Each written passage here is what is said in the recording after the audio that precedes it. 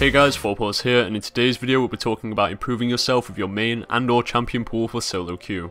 With Season 5 quickly approaching, I expect most of you will be aiming to climb the ranked ladder, and hopefully this video can be super helpful with you achieving your goals. As we all know, Soloqueue works in a draft format. This means that apart from blue team's first pick, every other champion pick is not done blindly. Throughout all divisions there's a ton of reactionary picks that take place and hope to counter an opponent's pick.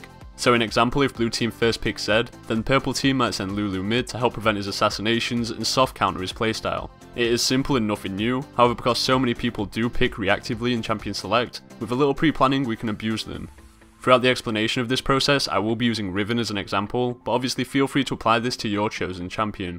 So the first stage is preparing for what champion pick you realistically expect to see in an attempt to counter you. In this graphic on your screen, I'm showing you some champions that I've identified as potential go-to counters for Riven. 3 easy ways for you to identify your potential counters are using your personal experiences via playing the game, check out guides for your champion, or counter websites' recommendations against your champion. After picking out your hardest matchups, consider the following for each individual potential counter.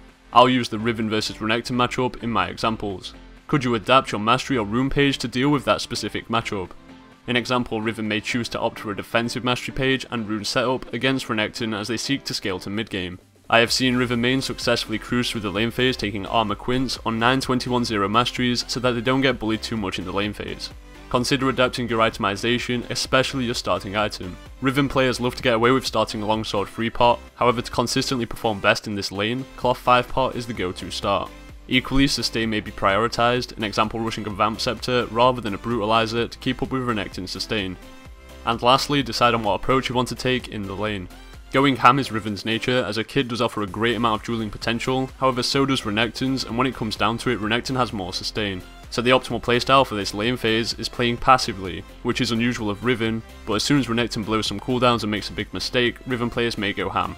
Upon running through these 3 steps for each champion counter you expect to face, you'll now have an advantage over your typical Soloqueue kid. You'll be prepared, and after playing these matchups a few times you'll be more experienced than that guy who picks a champion he is not comfortable with just to try to cheese his lane phase. Ultimately you'll become more confident in playing your worst matchups and consistently performing better in them, thus improving your chances of winning the game. As always, if you enjoyed this video or found it helpful, please feel free to leave a like down below and consider subscribing for future content. Thanks for watching, and until next time, take care guys.